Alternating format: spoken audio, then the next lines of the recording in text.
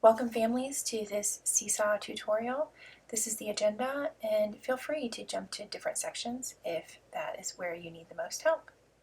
Enjoy!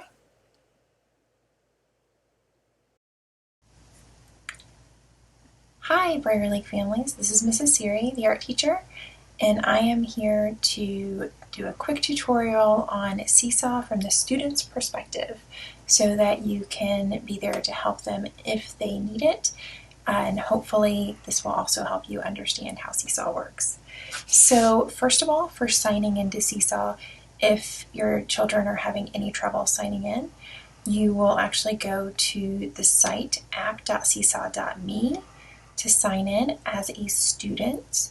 Now, alternatively, there is a family app, and if you want to go on that on your own computer, you can sign in as a family member, and you should have gotten that invite from me, most likely, or your homeroom teacher if you're in kindergarten or first grade.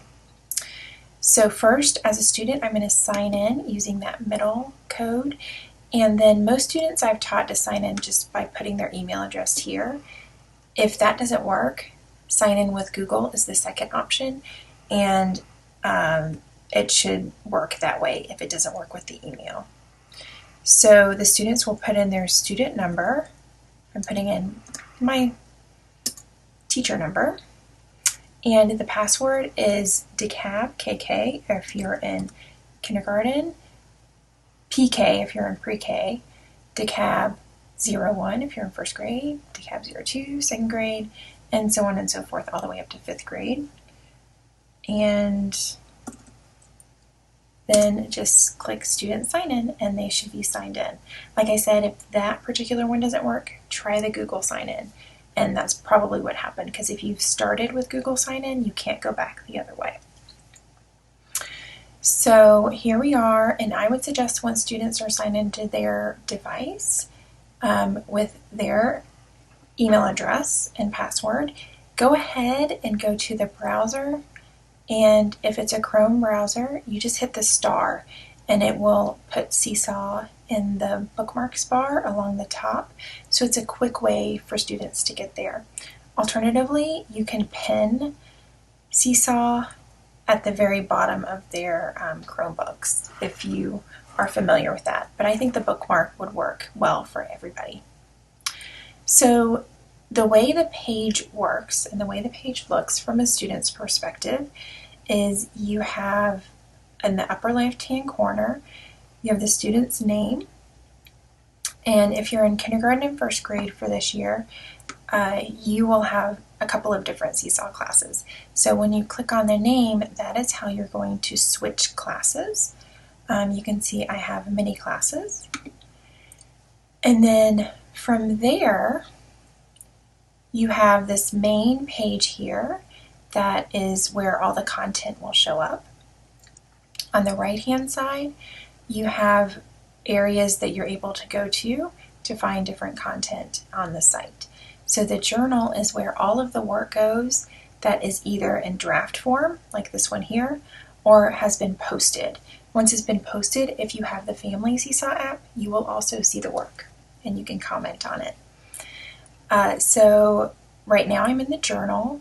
You can see this is something that I've posted and as a draft, and in a moment I'll go in and show you what that looks like when you're in a post. The second area here is activities. So this is where all the specials teachers or your homeroom teachers will post all of the work for the students to work on. This next box is for messages or notifications. So if I send out a message to the students, this is where that will show up. I can also send messages to family members, and you can send your messages back to me through Seesaw. This is very helpful for me to use as a specials teacher since I teach the whole school. Sometimes when I get emails, if you haven't mentioned your teacher's name, it takes me a minute to sometimes figure out whose class they're in, or even if you don't mention their grade level, what grade level they're in. If you message me through Seesaw, it's automatically in their class and I see it and I'm able to very quickly get back with you. So Seesaw is a great way. Once I've sent messages out, you're able to send me a message. And then notifications are here as well. So anytime I've posted something, it's going to pop up there. And then the last section here is not available in all classes yet, but it will be, and that is the blog option. So for now, all of the students in all of the classes are set to where they can only see their own work in their journal. And the blog option allows them to share their work so that all the other students can see it. So for example, once they've finished an amazing work of art and they've talked about it and the reasons they've made it or how they've made it and reflected on it, they can share it with the blog feature and other students are able to see it and make comments. And it's a way of peer review in the art room that we use so that they can get ideas from each other and boost their artistic skills and creativity. So those are the 4 features in Seesaw.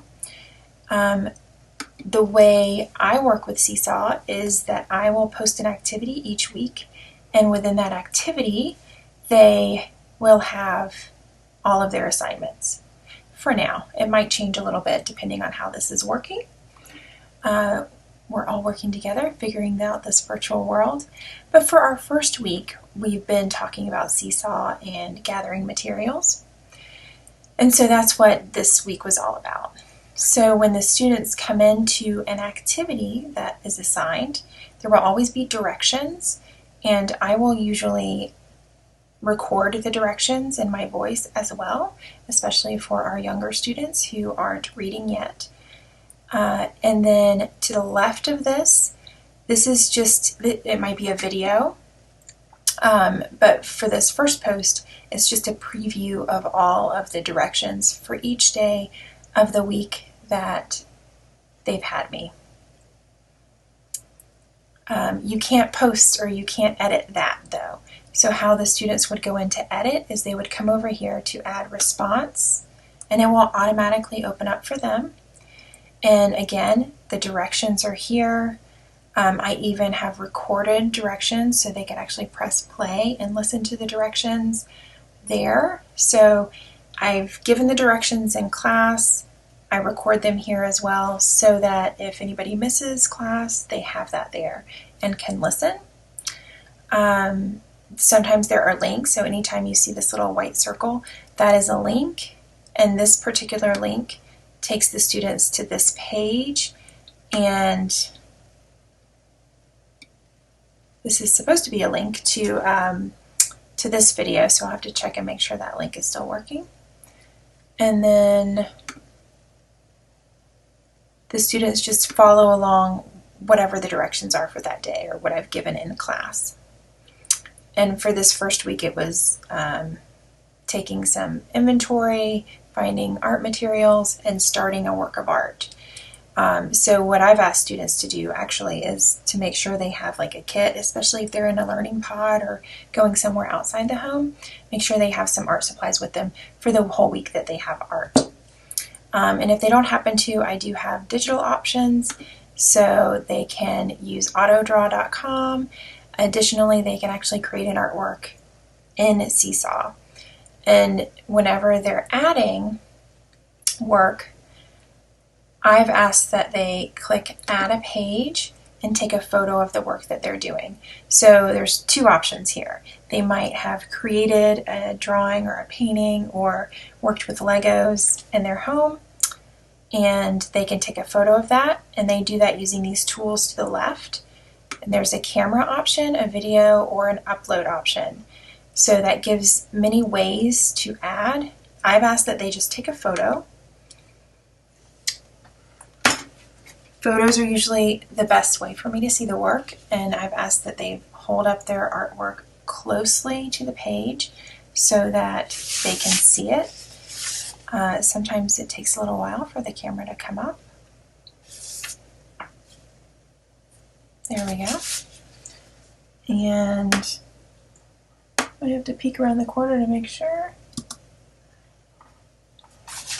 And they can always delete and retake the picture. But as long as it's nice and big, that's fine. And I ask that they move it up. So these are just some instructions that I've given them for how to post and take a good picture. And making sure it's not too dark in the room where they are. The light should be behind their computer, not behind them. If it's behind them, it'll tend to be dark. So just giving them tips like that. And then if they happen to be making artwork on a site like AutoDraw, they might be using the link option, and that's under the three dots. So under the three dots, it's great because there are shapes students can add. They can change the background color, so they can actually do a lot actually within Seesaw for making art too. But if they've made something in another site, they can actually come and bring the link automatically here, and it will post that picture within Seesaw. And then for the week that they have me, they click draft, and then it becomes a draft in their journal, and they can easily come back in to edit that post. So you can see here, this is one I did in Seesaw using the shapes and the background colors. And then on Friday, they'll be clicking the green check mark to send everything to me, and then you'll be able to see it once it's been approved by me. Okay, so that it was activities, and that's where they will always go.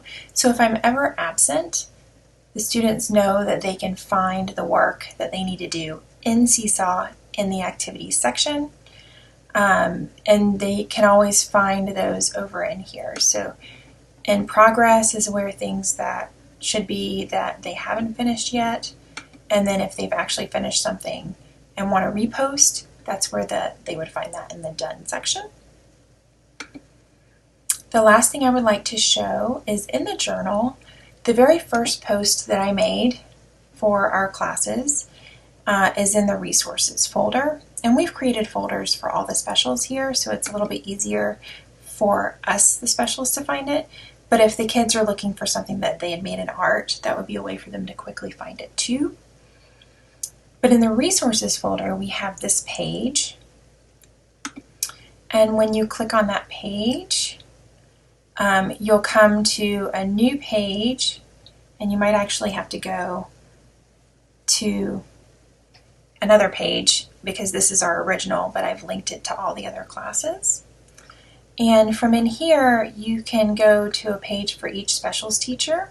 You can actually go through using the arrows as well, or click on each specialist teacher to get to their page. And in here is where you can also find emergency plans.